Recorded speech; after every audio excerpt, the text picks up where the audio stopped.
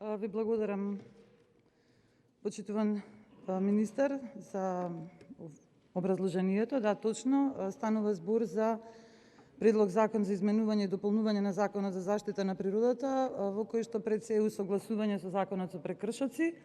И јас се користам оваа прилика да се обратам во однос на природата, значи Законот за заштита на природа, како еден вид сугестија и предлог до Министерството, до вас конкретно, со поздравување за зголемувањето на глобите, за износите на глобите.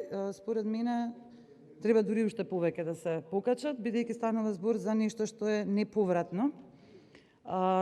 Значи, дури и сметам дека треба да се направат измени во Кривичниот законник за сносење на поголема одговорност при повреда на било што се однесува за природата.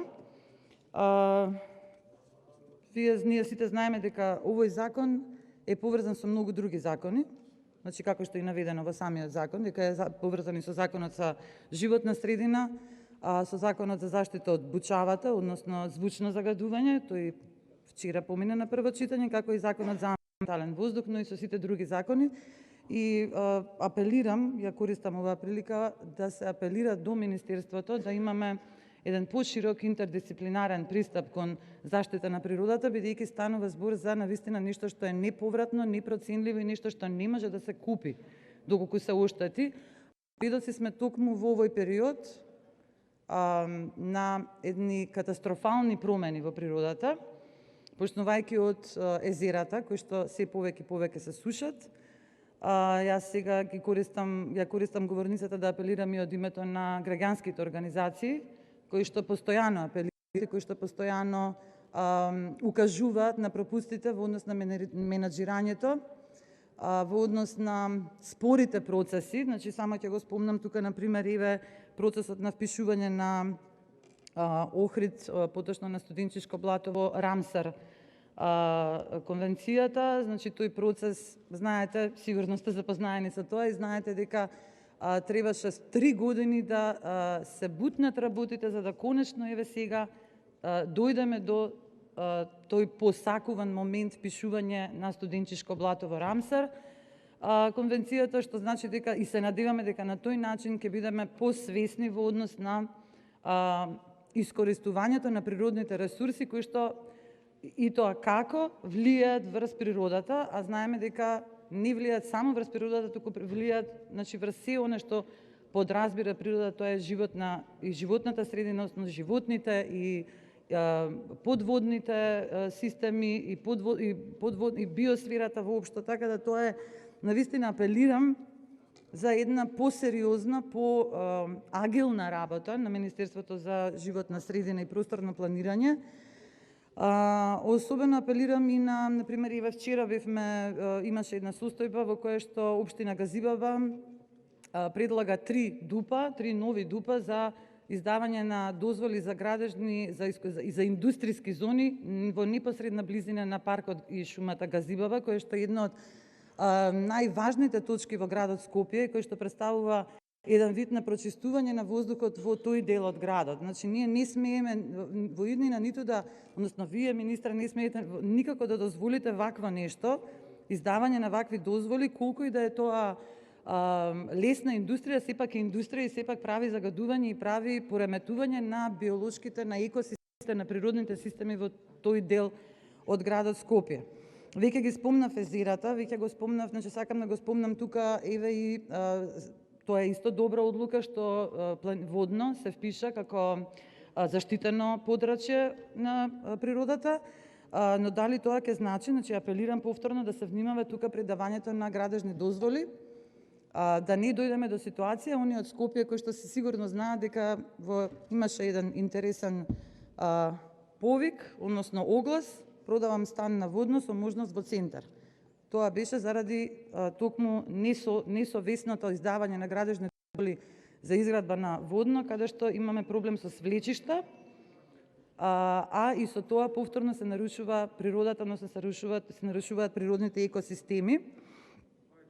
Исто така апелирам, ја користам оваа прилика, да апелирам за конечно Република Македонија да почне во спроведувањето на оние 17 цели кои што ги има поставено Обединета нација за одржлив развој.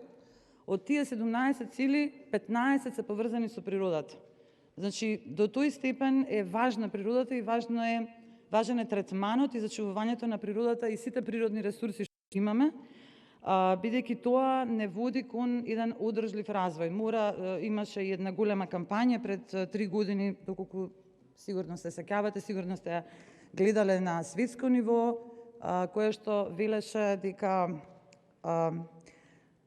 природата му е потребна на човекот, а човекот не е потребен на природата, што значи дека ние мораме навистина да бидеме многу внимателни во третманот на природата во секоја намера, во секоја одлука, во секое законско решение, во секој предлог. Свесни сме дека имаме капацитет, значи подготвени се можеби граѓаните да се однесуваат совесно, но ни се потребни строги можеби законски решенија во однос на третманот и со ѓубрето, третманот и со загадување на водите. Значи, сето тоа знам дека можеби ова не е момент сега, бидејќи станува збор за навистина за усогласување со Законот за прекршоци. Ја користам оваа прилика да апелирам до вас за една навистина повисока совесност, бидејќи повторно ќе кажам, природата му е потребна на човекот, а човекот не е потребен на природата. Ви благодарам многу, че ова е еден апел за ваше поажурно работење и за навистина размислување, особено кога се даваат тие дозволи за градби, како се даваат, во кои региони се даваат и повторно ќе кажам, во моментов е актуелно, имаше закажана јавна расправа во општина Газибаба за овие 3 дозволи за индустријски објекти во непосредна близина на парк шумата Газибаба. Тоа да се види уште еднаш дали е добро и дали и што ќе направи, значи мораме да размислуваме, да ја гледаме напред, да ја гледаме визијата и да претпоставиме сето тоа како ќе се рефлектира врз природата, а со тоа и врз животот на граѓаните. Ви благодарам. Ви благодарам на вас.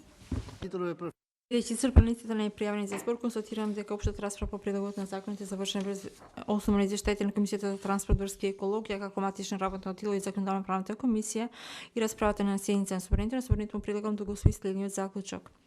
Под 1. Предлагот на законот за изменување и дополнение на Законот за заштита на природата е прифатлив и може да даде натамошно односно на второ читање.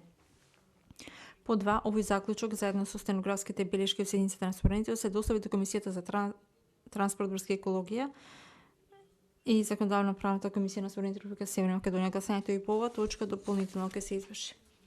18 точка.